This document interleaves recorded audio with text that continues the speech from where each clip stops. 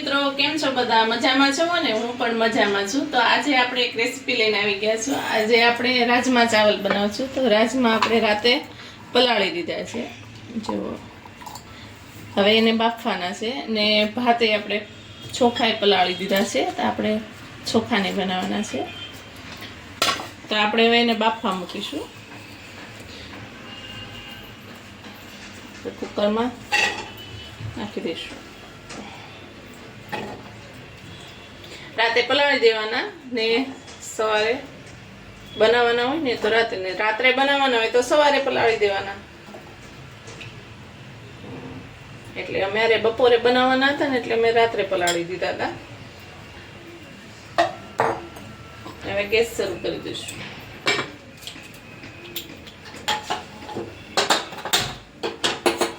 જેટલા રાસમાં ડૂબે ને એટલું આપણે પાણી નાખી દઈશું।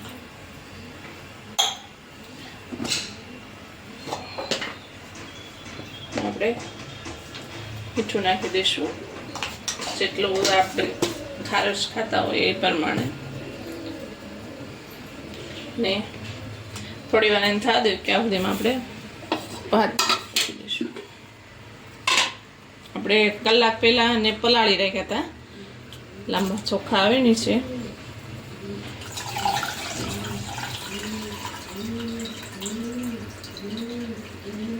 આપણે હવે એ પાણી થઈ ગયું છે એમાં નાખી દઈશું।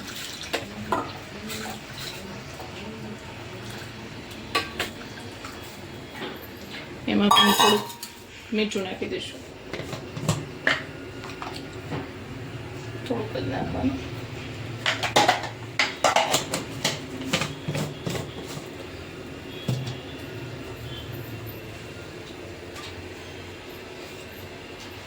થોડું કમથું તેલ નાખી દેવાનું એટલે ભાત ઉભરાય નહીં। 2 થી 3 ટીપા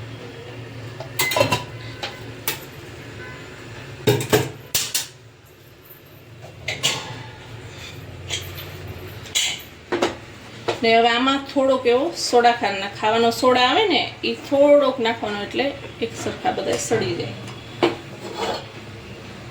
હવે એને આપણે 5 થી 6 સીટી કરી લઈશું। આપણા રાજમા બફાઈ ગયા છે, જો આપણા રાજમા બફાઈ ગયા છે। હવે એની ગ્રેવી કરવા માટે આપણે લસણ લીધું છે, આદુ લીધું છે ને એક મરચું લીધું ને 3 ટમેટા લીધા છે ને 3 ડુંગળી લીધી છે। આપણે એની ગ્રેવી કરી નાખશું, મિક્સરમાં પીસીને એની ગ્રેવી કરી નાખશું આપણે બધું મિક્સ।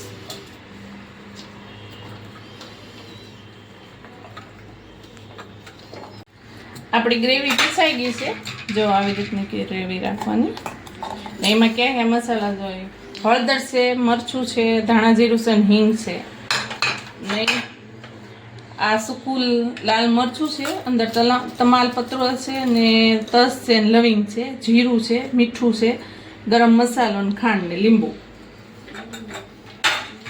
ને આ કસ્તુરી મેથી છે એ પછી ઉપરથી નાખવાનું ગાર્નિશિંગ માટે ધાણા। તો આપણે હવે તેલ આવી ગયું છે, એમાં જીરું નાખી દઈશું। આપણે તેલ મૂકી દીધું હતું, 3 પાવડા તેલ નાખ્યું છે। આપણું તેલ આવી ગયું છે, તો એમાં 1 ચમચી આપણે જીરું નાખી દીધું છે ને આપણે જે સૂકા મસાલા લીધા હતા ને એ બધા નાખી દઈશું।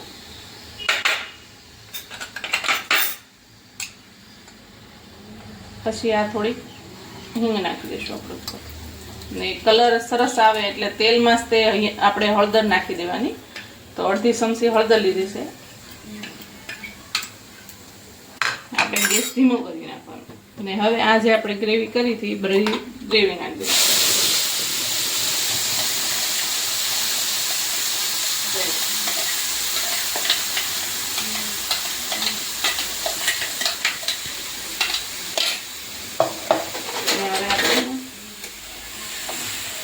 જ્યાં સુધી ગ્રેવી પાકે ને ત્યાં સુધી આપણે એને હલાવશું એટલે એનો કાસો ટેસ્ટ હોય ને એ બધો વયો જાય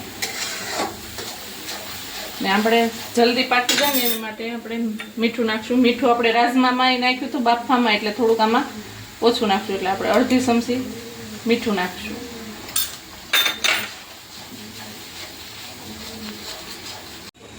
જો આપણી ગ્રેવી થઈ ગઈ છે. જો એકદમ લાલ, ટમેટા એકદમ લાલ હતા ને એકદમ લાલ થઈ છે.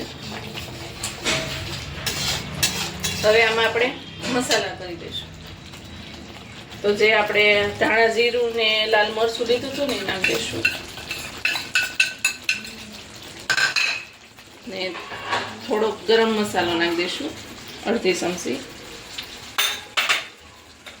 ને આપણે અડધી ચમચી જેટલી ખાંડ, આપણે ગુજરાતી છીએ એટલે મીઠાશ તો જોઈશ તે ગુજરાતીને. આપણે ગમે એ રેસીપી હોય ગુજરાતી લોકોની એમાં મીઠાશ તો હોય જ તે.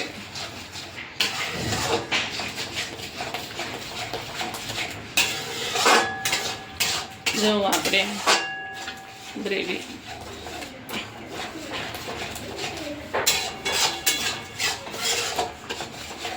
હવે આ ગ્રેવીમાં આપણે થોડુંક પાણી નાખી દઈશું. જે આપણે રાજમાં બાફા છે ને એમાં પાણી છે ને એ પાણી આપણે થોડુંક નાખી દઈશું. એમાંથી નાખી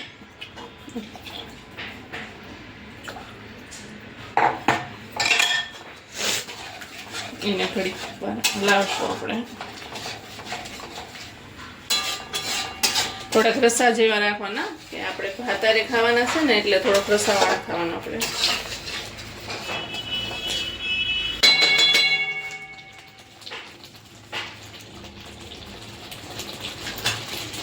ને આ આપણે જે રાજમા બાફ્યા ને એ બધા રાજમા અંદર નાખી દઈશું.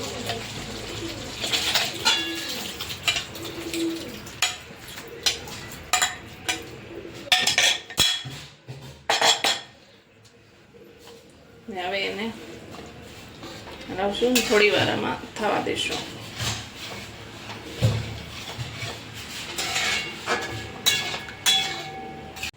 આપણા રાજમા તૈયાર થઈ ગયા છે. જો હવે એમાં થોડી કસ્તુરી મેથી નાખી દઈશું.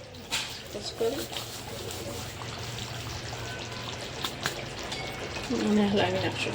ઉપરથી કસ્તુરી મેથીનો નાખી દઈશું ને થોડાક ધાણા.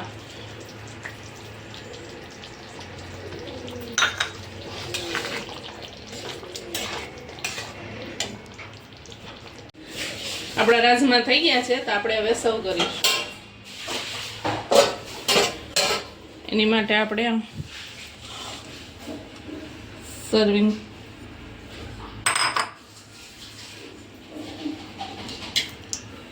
આમાં આપણે રાજમા નાખીશું.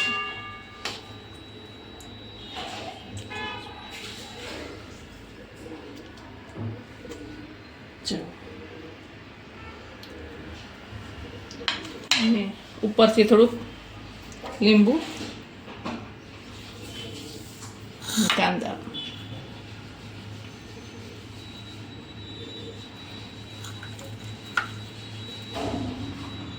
થોડાક ધાણા.